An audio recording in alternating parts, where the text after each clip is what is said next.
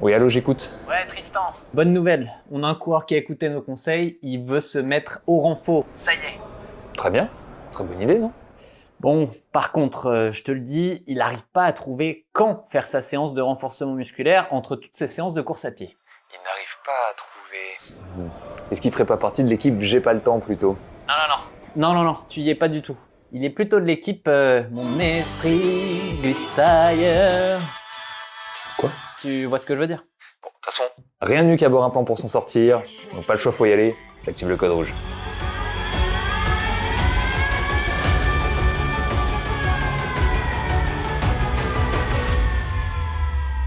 Tu as enfin fait le choix de rajouter du renforcement dans tes semaines. Tu as compris que c'était bon pour ta santé, c'était bon pour tes performances. C'est parfait. Problème, tu te rends compte qu'à cause des courbatures, ou simplement parce que tu as les jambes fatiguées, tes séances de course à pied perdent en qualité. La tuile. Pour réussir à faire cohabiter renforcement et course à pied, il faut déjà se demander pourquoi on fait du renforcement. Si tu regardes cette vidéo, c'est très certainement que tu as rajouté du renforcement musculaire en complément de la course à pied. La course est donc une priorité pour toi et le renforcement est un bonus. Tu te dis que dans le meilleur des mondes, ça améliore ta performance à pied et au pire, ça améliore juste ta santé. Dans ce cas-là, pour t'aider à guider tes décisions, garde bien en tête que le renforcement doit être au service de tes entraînements de course, pas les desservir. Et pour ça, une seule règle, il faut impérativement préserver la qualité et la quantité de tes entraînements à pied. Autrement dit, pour préserver la qualité, il va falloir préserver tes fractionnés, et pour préserver la quantité, il faudra préserver ta fréquence d'entraînement et autant que possible ton volume.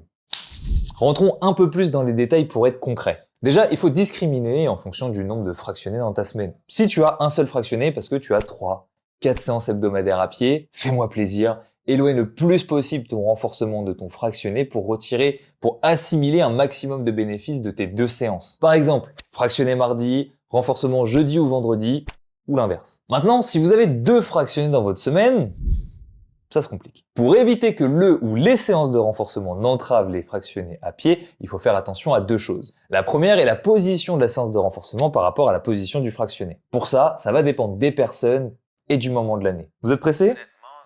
Ça tombe bien, moi non plus. On va en profiter pour passer tous les exemples en revue. On commence, faire sa séance de renforcement la veille d'une séance fractionnée, c'est une bonne idée si 1. Tu es en début de cycle avec des fractionnés faciles. Ça permet de mettre un peu plus d'intention sur ton renforcement et donc d'en tirer plus de bénéfices. 2. Si tu n'as pas de courbature handicapante le lendemain, mais qu'à partir de 36-48 heures, ça devient horrible. 3. Si tu es un coureur très avancé et que tu cherches spécifiquement une pré-fatigue musculaire et nerveuse avant ta séance de fractionné. Le reste, poubelle. Ensuite, faire sa séance de renforcement le même jour que son fractionné, avant son fractionné, c'est une bonne idée si, pareil que précédemment, ça peut être ok si le fractionné est vraiment très facile et qu'on veut mettre l'accent sur le renforcement, ou encore une fois, si on est un coureur très avancé qui cherche une pré-fatigue très spécifique avant son fractionné. Après, honnêtement, partez du principe que c'est juste très souvent une mauvaise idée.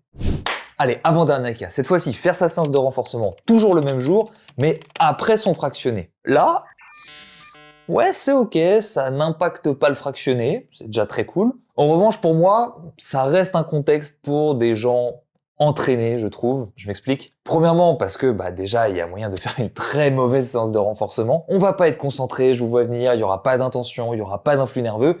Simplement parce que le fractionné nous aura déjà bien taxé. Et 2, pour moi, il faut être quand même plutôt expérimenté parce que ça va générer une grosse quantité de stress concentré le même jour. Et il va falloir des très bonnes capacités de récupération pour réussir à l'assimiler pleinement. Plus les séances sont grosses, plus ça sera le cas. Si c'est 2 petites séances un peu faciles, allez, on finit avec le dernier cas, c'est faire ça le lendemain. C'est, de mon expérience, le choix le plus sage. C'est aussi ce qu'on préconise le plus avec Campus parce que c'est le plus simple. Je vous donne un exemple, comme ça c'est concret, d'une semaine avec 5 courses à pied et 2 renforcements musculaires. Lundi, endurance fondamentale, mardi, intensité, mercredi, renforcement. On recommence jeudi, endurance fondamentale, vendredi, intensité, samedi, renfo, qui en plus va nous préfatiguer un petit peu pour la sortie longue du dimanche.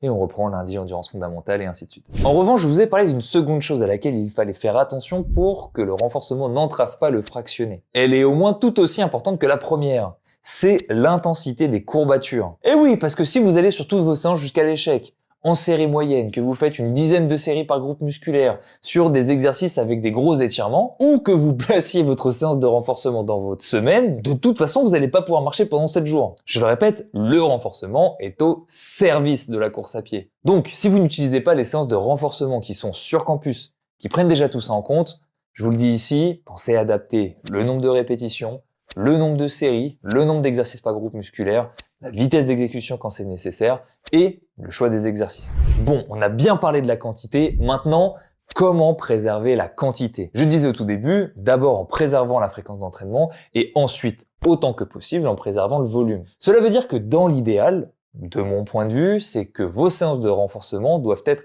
en plus de vos séances de course. Mais, c'est normal, certains vont me dire, oui, mais moi, j'ai que X créneaux pour m'entraîner, donc si je sacrifie pas une séance de course à pied, je fais pas de renfo.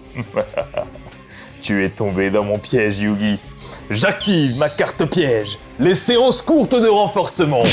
Eh oui, elles sont pas toutes obligées de faire 1 heure. 10-15 minutes, ça suffit. Ça suffit, c'est déjà bien. C'est déjà bien. Sur campus, par exemple, on propose des séances très courtes de renforcement. Allez, une quinzaine de minutes. On peut faire plus court, mais disons qu'une quinzaine de minutes, c'est quand même un minimum pour faire une bonne séance, qui ont pour objectif de pouvoir être accolés à un footing. Avant ou après, qu'importe. Avant, vous êtes plus fort, vous faites une meilleure séance de renforcement. Après, vous gagnez du temps sur l'échauffement. Ça dépend. Alors oui, évidemment, faire 15 minutes à coller un footing, c'est moins optimal qu'une belle séance d'1 heure, à part dans sa semaine. Sauf que ces 15 minutes, c'est toujours infiniment plus optimal que de rien faire. Et c'est pour ça que je vous ai dit de préserver votre fréquence, ok, mais de préserver autant que possible le volume. Parce que dans l'idéal, le renforcement, même s'il est accolé à un footing, c'est du temps en plus. Et ça, c'est dans l'idéal. Et encore une fois, s'il faut raccourcir d'un brin au footing pour pouvoir caser 10-15 minutes de renforcement, c'est ok. Dites-vous que de toute façon, si vous faites 0 renforcement, même une toute petite dose va faire énormément de bien à votre santé, à votre performance, je l'espère, mais au moins à votre santé. Et pour moi, c'est le principal. Donc c'est pour ça que je vous y force. Enfin non, je vous y force pas. C'est pour ça que je vous trouve des solutions. Yes. Ok. On a été bien exhaustif. J'ai noté qu'on préserve la qualité en trouvant la bonne position pour sa séance de renfo vis-à-vis du fractionné. Et on n'oublie pas de préserver la quantité en ne retirant pas de séance, quitte à, si on n'a pas le temps, juxtaposer sa séance de renfo avec une endurance fondamentale. Nickel, c'est tout à fait ça. Hésite pas si t'as une autre alerte. Encore une affaire rondement menée. Vivement la prochaine.